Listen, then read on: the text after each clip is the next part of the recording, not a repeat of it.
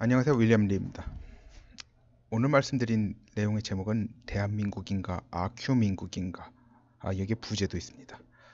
정신승리를 혐오하는 정신승리자들의 나라, 몰락 멸망의 기로에 서다입니다.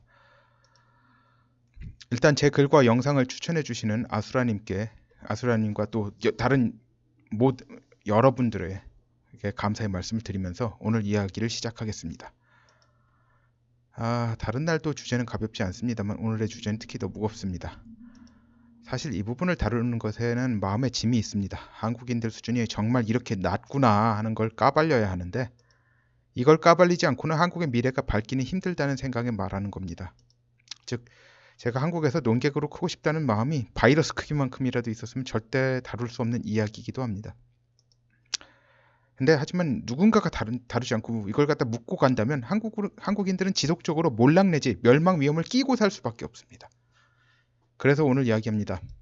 하지만 제가 이야기한다고 해서 이렇게 좋게 풀리는 실마리가 될 가능성에 대해서는 저도 확신이 없습니다. 네. 자, 근데 결국은 말하지 않으면 가능성이 희박한 것 수준이 아니라 0이 되니까요. 네, 희박한 가능성이나마 있어야 된다는 생각으로 말씀드리는 겁니다. 자, 한국인들에 있어서 반일의 의미가 뭘까요? 반중의 의미가 뭔가요? 길게 설명할 필요가 없습니다. 그냥 욕하면서 한국인들은 일본인들보다 우월하다, 한국인들은 중국인들보다 우월하다는 정신적 마스터베이션 하는 것입니다. 이 선에서 별로 벗어나지 않습니다. 그러니 현재 이 두 나라의 한국에 대한 위협, 현실적 위협의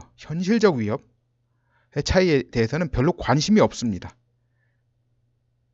즉, 상당수 한국인들의 이 반이라고 하는 안티테제예요. 의미는 나의 우월감을 느끼고 상대편이 안 되는 것에 대해 통쾌한 기분을 표출한다는 저열한 수준에 머물러 있습니다. 그러니 입으로는 중국을 욕하지만 나라를 중국에 팔아먹을 정치가를 지지하는 것에 전혀 거리낌 없는 사람들이 많은 겁니다. 이 안티테제에서 이게 좀 이런 식의 안티테제의 유일한 예외가 반미예요. 한국에서는. 한국에서 반미는 대한민국 현 체제를 직접적으로 부정할 수 없으니까 한국의 번영하고 이 체제의 유지를 갖다와 번영을 가능하게 해온 한미 상호 방위 조약의 폐기를 위해서 노력하는 것을 의미합니다. 그래서 한국에서 지금까지 실제적인 목적을 수립하고 실천되온 안티테제는 반미가 유일합니다. 자, 이런 말을 하시는 분이 계세요.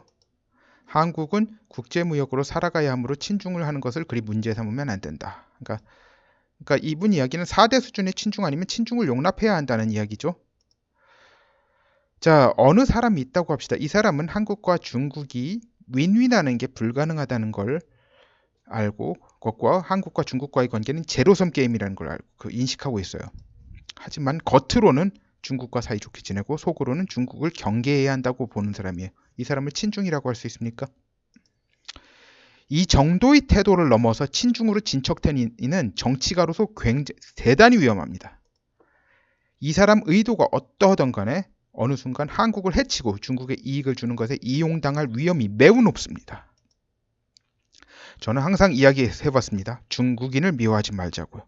하지만 한국과 중국은 이해관계가 상충되는 부분이 많이 발생할 수밖에 없고 이 이해상충을 윈윈으로 승화시킬 여지는 매우 희박하며 결국 중국이 분열되는 것이 한국에 좋고 한국이 분열되는 것이 중국에 좋은 상황일 수밖에 없으며 대중국이 아닌 소중국으로 분열되는 게 많은 중국인들의 삶의 질을 향상시킬 것이므로 한국은 이들과 공동 이해관계를 수립하는 게 필요하다고 말합니다.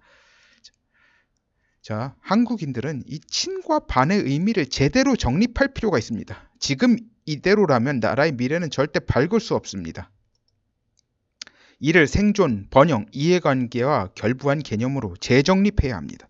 그러니까 사이다, 내 기분 좋고 내 우월감, 정말 저열한 겁니다. 이런 사람들 인종차별 얘기를 하는데요. 이게 소위 말해서 인종주의예요. 이게 인종주의 중에서 제일 저열한 인종주의예요. 오늘 제목이 아큐민국이죠. 아큐식 인종주의입니다. 정신승리 인종주의의 한마디로. 한마디로 상당수가 정신승리 인종주의, 우월주의에 빠진 사람들이에요. 그런데 실제로 한국인들의 친방과는 그냥 영화 호텔 르완다, 이거 실화를 바탕으로 만들어진 영화죠. 나오는 카카로치, 이렇게 바퀴벌레라고 해가지고 자기 적대 종족을 갖다 인종 학살할 때 카카로치 하면서 죽일 사람들 찾아다니는 폭도들의 그것보다 나을 게 전혀 없습니다. 자, 지금 유튜브에 중국이 잘 안 되는 방향으로 가는 상황에 속 시원하는 영상들은 범람해요. 왜냐, 사람들이 뭐 사이다다 뭐다 어쩌고 저쩌고 해가지고 막 좋아요 누르고 많이 시청하고, 이게 정신적 마스터베이션용이에요. 현실인 건 맞아요. 현실인 건 맞는데 문제가 뭐냐면, 이런 상황이 한국에 위험하다는 걸 갖다 알려주는 데가 하나도 없어요. 중국이 상황 타개를 위해서 한국 내 친중 정치인들을 이용하여 한국의 해가 되고 중국의 이익이 되는 일을 할 위험에 대해 이야기하는 영상은 드뭅니다. 드문 게 아니라 없어요. 한 번도 못 봤어요. 저기 혹시 있으면 말씀해 주세요. 한국인들 상당수는 자신이 속 시원한 것을 위해 자신의 생존, 번영 기반에 손상을 줄 수 있는 자멸적 특성을 가진 사람들임이 현재 드러나고 있어요. 이런 성향 하나하나가 모여 민주주의의 결과로 나올 적에 나라는 심한 타격을 입고 비틀거리고, 그게 더 진전되면 성수대교, 삼풍백화점 무너지는 꼴로 연결될 겁니다.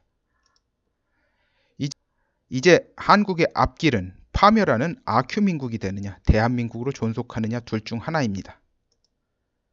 겉으로 보기에 하루하루 평온하지만 그 평온함 속에 파멸의 기운은 보이고 있습니다. 해결책이 안 보이는 미세먼지가 중요한 예입니다.